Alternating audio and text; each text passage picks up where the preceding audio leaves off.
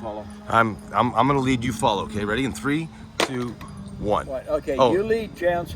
I don't know how, but I guess here it goes. So, at the store the other day, this is thrift store purchase. I found this really cool knife for $2.99, and I want you to show how people can buy a cheap knife and use it as an expensive knife. Is that?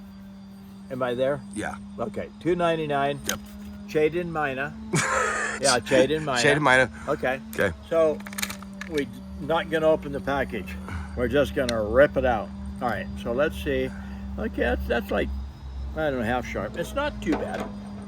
It was done with a belt sander, and I'll hold still here. Now, if it's super cheap, it's gonna be soft. And believe it or not, I'm not scared to tell this. I could possibly dull it, because when they have a belt sander and they come up to it, whoever it is comes in, gets set, and pulls it to and right on up. Then they get set, the belt sander is going this way, 90 degrees. I'm gonna hold still, you can see the scratches are 90 degrees. Okay, that means with my style of sharpening, it's actually going to be a little bit goofy to start with, because my sharpener goes parallel to the blade, Right. which does make the little 90-degree scratches a little bit worse. Okay, and I've covered that in some of my videos. I don't care. If I go and I buy a $2 knife and it's pretty sharp, I'm going to use it on my chicken, meat, fish, vegetables, you know. Say you're on a whatever it is. camping trip, you forgot your stuff. You Yeah, know? and so I stop by and I pick up a $2 knife. For a while, that knife, maybe the whole camping trip, it's going to cut just fine. Okay, I won't even have to sharpen it, you know, depending on what I'm doing with it. This is actually a 3 rivet. Okay, so it's a pretty good knife to start with. $2, but it's a pretty good deal. Okay, stainless steel. All right, we already kind of know that. So let's see. Let's use this guy.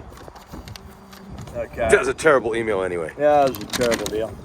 All right, this is the one that says, refer back to April the 17th that it doesn't work. I want my money back, you know. So let's do this. And we got a little wind, so that's semi rough to deal with. So we're going to tuck this in to where we're just dealing with a solid piece of paper. We're going to turn it. We're going to go off of my finger down. Okay, it's a little rough and it's a little loud, but it's really not too bad on the crispness of the cut on the paper. If it was horribly bad, see all the little feathers on the paper sticking out there? Okay, that's what it would look like, but it's not that bad. So let's see. I'm going to use the one that don't work. You'll see this video. All right. Okay, I'm going to polish this blade. Look at the dogs. Look at that. Zoom in the shade. I'm not giving up. Are you giving up? No, I'm not giving up. You're going to give up. We'll check back in 5 minutes, see where they're at. That's funny. All right, so, oh, that's rough. So I'm going to do this. What I'm doing is I'm cutting a minute microscopic dust off the blade because I'm touching it really light, and I'm just going to play with it for a little while. And I'm going to cut some of the roughness off of the blade, and I'm going to cut, now picture this, on the roughness, the part that sticks out the furthest might be this point. Then the part that's down in where the scratches are is behind that point. So if I cut the roughness off down to the valley and the points, the valley and the points, almost like a serrated edge blade, if I cut enough of the points off, the blade will be as thick as the valleys. So let's just do this, kind of light, and then we get even lighter. I'm going to try to get this done fairly, and it's just kind of sitting there. Now I'm going to trade from a little bit like this to like this, and now we're just going to play the violin really soft. And then I'm not going to go out here for now. I just want to prove it from, say, here to there in the essence of time. Just like that, not too fast because it'll cause it to chatter. All right, so let's see. what we have now, Oh. that's a Oh. big difference. That is a big difference. We're going to go a little further with this. But why? But why? Okay, because I'm just anal about not quitting. So we do this. I'm going to go 90 degrees, and I'm going to turn it this way, that way, this way. Again, I'm going to go from here to here. I'm going to prove that I can smooth it way out like this. Go right on out, out like that. Obviously. Oh, hold on. Yep. They finally stood up. I'll get it. So just like that. Come out here, there, full length. Now we're going to touch it lighter and lighter and lighter and lighter. When they ground this blade, here's another little secret. Okay, cheap knives are sharper because they use a little bit more aggressive grit on the belt. So in other words, a coarser grit belt, which leaves deeper valleys, more drawn out points. The little points, microscopically thin, is going to make it sharper, but it's going to wear out a lot faster. So I can actually trick people a little bit with a cheap knife by using a little bit more coarse sandpaper on the belt, okay, to make the knife. But we don't sharpen with belt sanders in our house, okay? So we sharpen with a whetstone or a steel or a Lansky or something. Most of those things travel more parallel with the blade. Mine definitely does when I do this. So I'm actually cutting off the little points. I'm cutting off the valleys. I'm cutting off everything that sticks out on that blade. So to a certain extent, for a little while, I'm dulling the knife. And if you don't know to stop at the right time, if you just make 3 passes, you're done. Okay, yeah, you dulled the knife. So, folks, there's absolutely a little knowledge of sharpening knives, hardness of the knife, stainless steel, high carbon. You have to know a little, actually, oh God, you have to know quite a bit about sharpening or you're just going to screw it up. All right, but I try to teach you. If you go back and watch my videos, I discuss all of these things over and over and over and over. Okay, so let's see.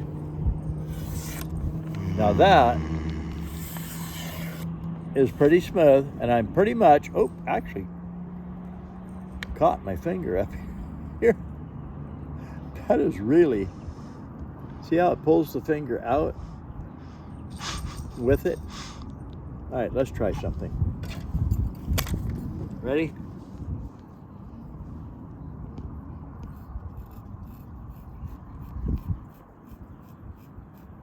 Now I have a freaking bald spot on my arm. Okay, so for a kitchen knife, cheap kitchen knife, $2, stainless steel, it's going to be in the kitchen. All right, you don't need a knife any sharper than that unless you're a $50 an hour chef in a $1,000 a night hotel room trying to impress people that go all over the world looking at the designs of the meat and stuff that quality of chef would leave behind. If you're just cutting, you know, beef and chicken and you know, your fish, your vegetables, your fruit and stuff in your kitchen at your house, that knife is as sharp as you need it. Let's see if I can make it just a little sharper. Okay, that'll hold that paper. Here, look. So now we touch it super light. I turn it this way, and it's just sitting there. So now we do this, come right on out. I would work on the radius and the point later some other way, just like that. I can actually see the cutting edge. If you can see the cutting edge, you have a tiny bit, just microns thick. Just like that, this. Touch it as light as you can.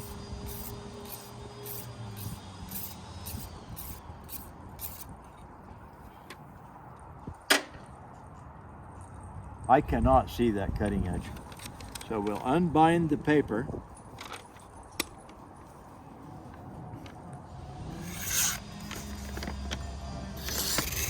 Oh, bent paper forwards. That doesn't work well. I don't care who you are, it doesn't work well. Look how crisp.